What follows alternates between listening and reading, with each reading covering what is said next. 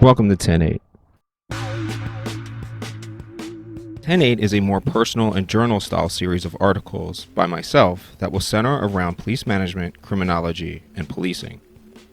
The articles will not be the typical citation-driven essay style that I use. For those articles, please see my Medium page, published books such as Amazon, especially The Business of Policing, Volume 1, Crimes and Punishments in the 21st Century, or scientific published literature highlighted by The Business of Policing, Volume 2, Managing Ethical Police Conduct. Here I will post frequent thought streams on my personal philosophies. Thanks for listening in.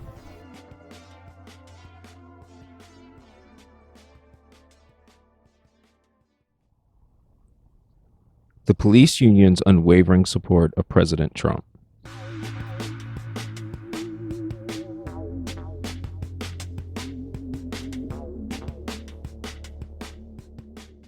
Proud to have received the first ever unanimous endorsement from the largest police union in the world, the Fraternal Order of Police.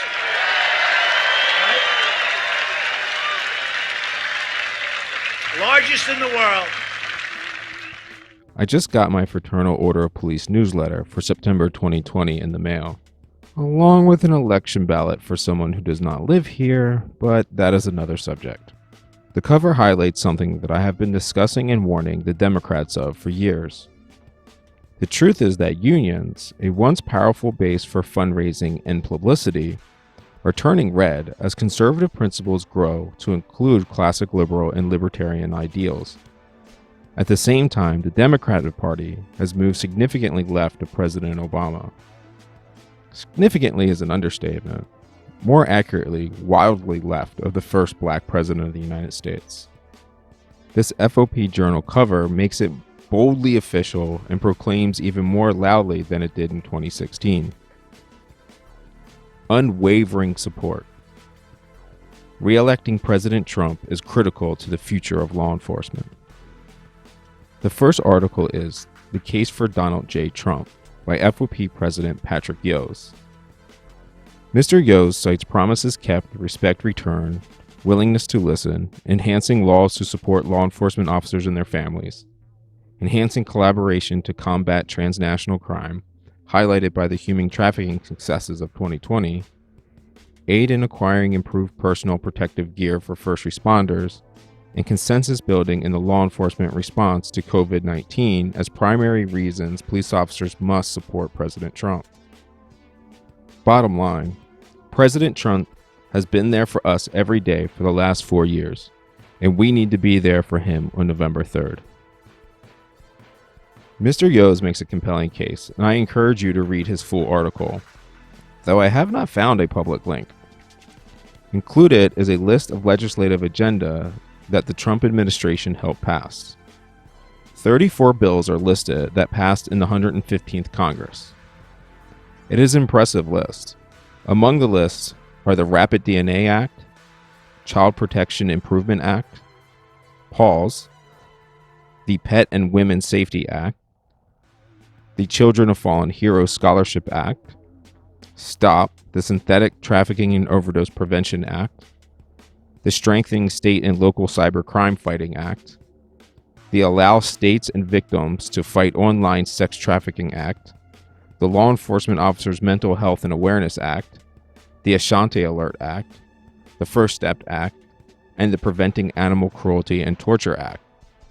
Other articles in this edition of the FOP Journal convey a message common among officers that cops being shot have increased. Their job is becoming more dangerous. This is empirically true regardless of your opinions. There are multiple occurrences of warning officers to avoid social media and take efforts to erase themselves from the internet. I must agree. To do otherwise is gambling with your future. I must point out how this is another example of how police protesters' evolution creates outcomes that defeat their alleged agendas. Now the transparency officers provided to the public is nearly gone. It is easy for me to take this perspective, I get that. I have been railing about how Black Lives Matter, mainstream police reform advocates, and liberal politicians create the things they scream about being against. They are excitedly digging while complaining about holes. Heck, 5 years ago, mental health services for police were a top agenda for reform activists. This is now a top agenda of the FOP. Still, there is no acknowledgement of things like this. These conditions have led to increased membership and presumably increased power for the Fraternal Order of Police. The union conveys a feeling of being forced to take a greater interest in politics due to being the time's political tool. Someone you know may have been foreshadowing this for years and years and provided scientific pathways of avoiding this situation. But the politics dominate the solutions. The FOP is responding to this truth as well.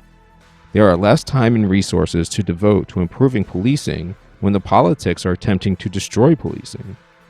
You cannot improve your house while people are trying to burn it down. Overall, there is a significantly different tone in the journal. There is frequent encouragement to participate in local activities, vote, and enhance professionalism in all avenues. This tone reflects much of what I have been asking police to take, a perspective of service, reflection, and improving communities. We can disagree about methodology, but just like with President Trump, to pretend that these people do not intend to improve this country for all Americans is insanity. And we're joined tonight by their president, a fantastic guy, friend of mine, Pat Yos, and several hundred of their brave officers. Pat, come on up here. Pat.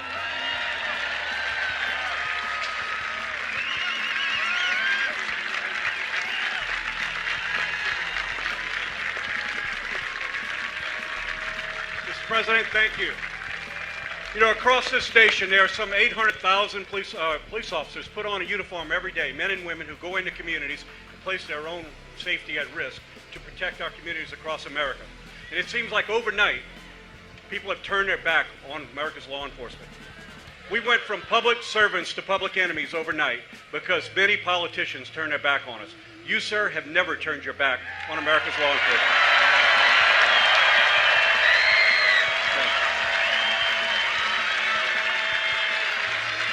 So, sir, I am here to tell you that on behalf of America's largest law enforcement organization, rank and file police organization, we give you our unanimous and enthusiastic endorsement, and we will not turn our back on you.